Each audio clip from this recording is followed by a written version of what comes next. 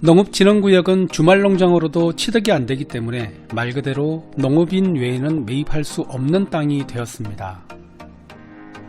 이렇게 되면 농업진흥구역의 땅은 가치가 떨어질 것이고 상대적으로 관리지역 농지들은 가치가 더욱 상승하게 될 것입니다. 따라서 농지의 용도지역과 지목에 따라 투자성이 현저히 차이가 나는 현상이 나타날 것으로 보입니다.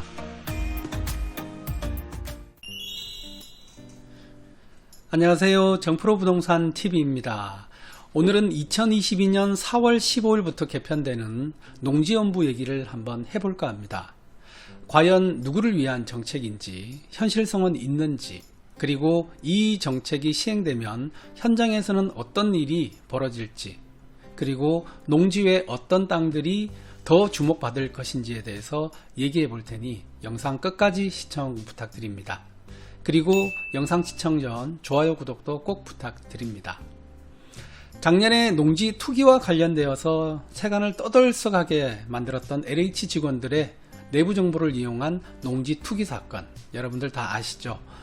그리고 포천시 공무원은 농지 투기로 100억 원이 넘는 시세 차익을 보는, 그래서 국민들을 광분하게 만들었던 사건도 있었습니다.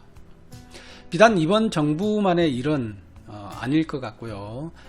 이제까지 드러난 빙산의 일각이겠죠. 개발 정보를 이용한 농지 투기, 일반인들은 접하기 힘든 정보를 가지고 내부 정보를 가진 소수 관련기관 사람들의 불법 투기로 인해 마치 모든 사람들이 농지를 가지고 투기를 하는 듯 몰아가더니 정작 LH 개편안은 아직도 흐지부지하고 관련 투기자들은 무죄를 받는 이 현실이 참 안타깝습니다. 더군다나 제도를 정비한다는 명목 아래 일반인들이 농지를 취득할 때 제출해야 하는 농지 자격 취득 증명 절차를 까다롭게 한 것도 모자라서 이번에 농지원부를 농지대장으로 개편하는 시행령이 2022년 4월 15일부터 시행됩니다. 당시 모든 농지 매입이 마치 투기인 양 특단의 대책을 내놓는다고 하여서 장기 보유 특별공제를 없앤다고 언론에 미리 나오고, 그래서 겁먹은 사람들이 농지를 손절매한 분들도 계셨는데요. 12월 국회에는 상정마치 되지 않아서 정책에 혼돈을 가져왔습니다. 그래서 정책은 완전히 확정될 때까지 꼭 챙겨보시기를 부탁드립니다. 그럼 농지원부 개편안을 한번 살펴보도록 하겠습니다. 이번에 개편되는 농지원부의 내용을 살펴보면요, 현행 사람별로 작성되던 내용을 이제는 필지별로 작성하게 한다는 내용이 가장 핵심적인 내용입니다. 필지별로 작성하면 정부는 이 농지에 실제로 누가 경작하는지, 아니면 임대를 주고 있는지, 아니면 휴경을 하고 있는지 다 파악할 수 있습니다. 현재 지금 나와 있는 이 내용들이 변경되고 난 이후에 일어날 일들이 더 중요할 텐데요. 이렇게 바뀌고 나면 현장에 혼란이 발생할 수 있다는 사실은 정부는 알까요? 정부가 혜택을 주었던 1000제곱미터 이하 주말농장용 농지도 예외 없이 여기에 해당이 되고요. 그래서 모든 농지가 다 해당됩니다. 물론 경자 유전의 원칙으로 농사를 짓는 사람만 농지를 소유해야 하는 것은 맞지만, 현실에서는 농사를 짓는 분들이 다들 고령의 어르신이다 보니까 각종 질병과 사고, 그리고 고령에 노출되어서 직접 농사를 짓지 못하고 이웃이나 아는 사람들에게 대리경작을 하는 경우가 현장에서는 허다합니다. 이제는 이런 경우 무조건 농지 소재지 해당 관청에 신고를 해서 농지대장의 내용을 기재를 해야 합니다. 이게 과연 현실성이 있을까요? 아마도 혼란이 발생하지 않을까 염려가 됩니다. 그리고 도시민들에게 개방했던 주말 체험농장용 농지의 혜택도 다 사라집니다. 땅에 투자를 하는 사람들은 농지 취득을 위해 내세울 수 있는 대부분의 사유가 바로 이 주말 농장 취득인데요. 원래 농업진흥구역은 건축 제한이 심하고 일반 건축물들이 들어설 수 없기 때문에 투자로는 꺼려지는 항목이었는데, 여기에다 취득까지 막아버리니 투자 상품으로 가치는 현저히 떨어질 수밖에 없습니다. 도시민들에게 농지 소유를 허용하여 시골 농지를 주말 농장으로 매입해서 농지의 수요를 살려 기존 농민들에게 농지의 수요 혜택을 주고자 했던 이 제도도 이제 사라지게 된다는 거죠.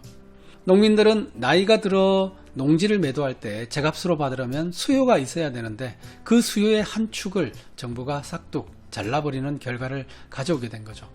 이렇게 되면 농업진흥구역의 땅의 가치가 떨어지고 상대적으로 관리지역의 땅들은 가치가 더욱 상승할 것으로 예상이 됩니다. 비도시 지역의 땅의 용도 지역별 종류를 보자면요. 대표적으로 농림지역과 관리지역으로 분류가 되는데요.